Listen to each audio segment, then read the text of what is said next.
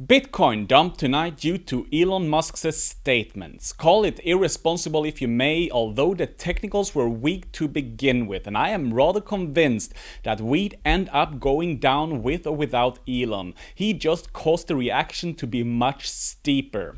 For it's no coincidence why technicians say, "Show me the graphs and I'll tell you the news."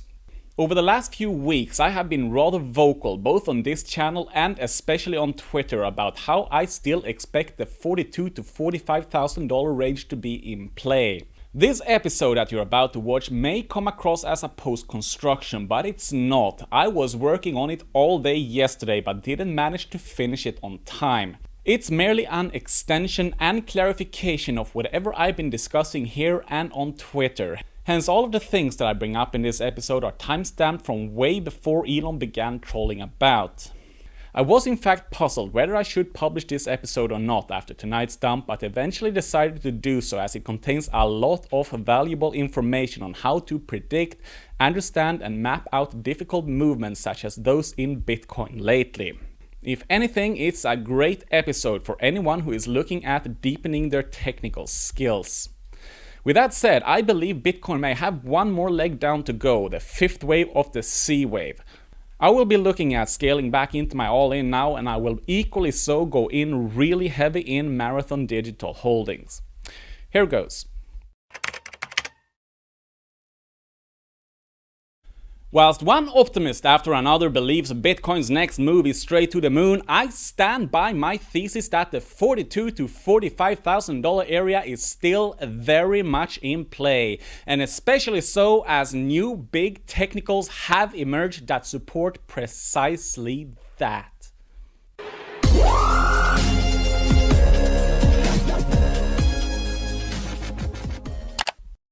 People overall, and Bitcoin maximalists and technicians in particular, seem a bit too overconfident in my opinion about Bitcoin's soon-to-come break towards new all-time highs. The main argument seems to be that we've now waited for long enough and that it's time. But to break out from a bunch of resistances, you need power and convictions. Yet, in the meanwhile, Bitcoin is seriously struggling to overcome any significant levels to speak of. But here's the thing, Bitcoin is not gonna take off just because the market is ready for it. Quite the opposite. But it is rather a poor idea to try to butt heads with the market, for it is much more thick-headed, stubborn and petty-minded than all of us combined. Now, as usual, I've spent a lot of time in trying to make sense of where we're at, what's likely to follow, and what the technically and statistically best and safest moves are. And something that has caught my attention and that is really worth discussing in full is a technical finding of mine that I recently shared on the Long Life Trading Twitter. And this finding, or shall we rather say thesis, is how Bitcoin might be trading within a big descending channel on the daily chart. So far, it remains a hypothesis for the simple reason that it yet hasn't been confirmed technically, as it'll need 3 touches and ideally on both sides. But first, nothing in this episode is financial advice. I am not a financial advisor. Everything I say is for entertainment and educational purposes only. And if this episode and all the hours of chart writing of mine help you better understand what lies ahead for Bitcoin, then please return the favor by hitting the like and subscribe buttons. And most importantly, share this episode with others who may benefit from hearing this too. Let's now discover what those dark-looking clouds are telling us about Bitcoin's technicals. At first glance, we don't have much. We have a lower low and a so far lower high, and as of producing this episode, Bitcoin is comfortably resting on top of the EMA 50 on the daily. Yet these things on their own are worth jack nothing, but when we put them into context, when we add some instruments, some violins, drums, clarinets, bass and flutes, we quickly get a full-scale orchestra. An orchestra that plays poignant music in a predictable minor. So what then do we see that further support and strengthen the likelihood of this descending channel? First of all, since its $65,000 peak, Bitcoin has been suffering from overall weakness and indecisiveness. It just doesn't seem to have the vigor needed to continue up. Instead, it seems rather incapable of doing anything at all to impress. Secondly, we have a steadily weakening RSI on multiple timeframes. We're talking the 2-hour, the 3-hour, the 4-hour, and the daily charts respectively. On all of these, the RSI has struggled to break above and stay above the upper bearish blue line. Thirdly, we have the EMI ribbons. Look at how they've begun to contract and how the price is moving up and below, up and below. And this includes certain moving averages too, which we can easily spot with the EMA 50 on the daily, which to be fair is one of the inherent averages in the ribbons. As we discussed in several episodes before, especially throughout those of Fingerprint Cars' volatile accumulation phase, this is textbook behavior in any type of formations, whether they be channels, triangles, or whatever have you.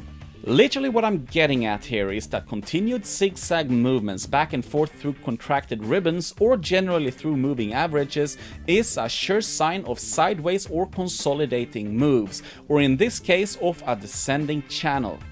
And fourthly, this same principle applies to the Ichimoku clouds as well. If we look at the 4-hour chart, we can easily distinguish how the green Kumus act as support whenever Bitcoin is trending. But whenever it consolidates, whether time or price-wise, it fluctuates back and forth in a seemingly mess. We saw it at the 20k sideways consolidation. We saw it amidst the price-based consolidation after the 42k peak. And we saw it after the $58,000 peak and all the way throughout the rising wedge. And now its behavior persists. And unless Bitcoin can find support on the green Kumus once and for all and ideally break above this prospect descending channel and take out 61,000, then the channel hypothesis remains. And lastly, if Bitcoin were to test the bottom of this potentially descending channel either in late May or in early June, then we're talking about a price range between, yeah, you guessed it, $42,000 to $45,000. Just as we've been talking about for weeks now, whilst everyone else seems obsessed about Bitcoin's 100% certainty of going to 100,000 next week and other clickbaiting nonsense like that. Now, this prospect descending channel explains why the Bitcoin movements are so incredibly difficult to predict, and especially so as it recently broke out of a rising wedge. It is somewhat rare that a graph moves immediately from one formation to another. This might very well be why Bitcoin has been so hard to navigate over the last few weeks. For here's the thing, whenever a technical chart becomes tricky, confusing and seemingly irrational in its movements, it's often due to being in the early stages of a formation creation. But the earlier you can identify whatever it's about to establish, the more sense it immediately makes. Furthermore, a bottoming out in the $42,000 to $45,000 range would perfectly align with that C wave we've discussed recently on this channel. And it would neatly cool off that monthly RSI for some continually sustainable markup moves ahead. But even more importantly, it would scare off the jumpy market and cause a panic upon which Bitcoin will be more ready than ever to shoot towards those new all-time highs. And if such unfolding were to occur, then expect prices to move up fast.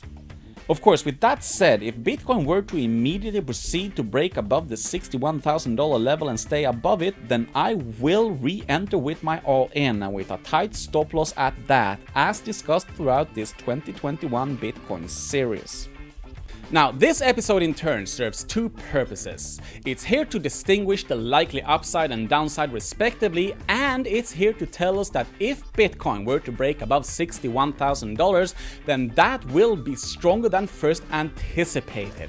As of producing this, Bitcoin is trading within a smaller ascending channel within our big descending channel. And when big and small battle in technical wars, big usually wins. With that said, there's a strong likelihood that this ascending channel will push Bitcoin towards the end of the cliff, at which the price will complete its C wave down to the big channel support. And anyone who's taking Bitcoin longs here is playing with risk to reward fire.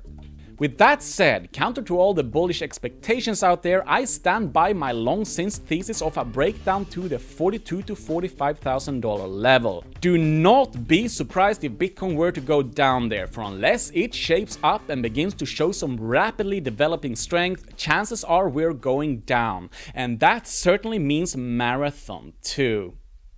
That was all for now. Thank you and goodbye.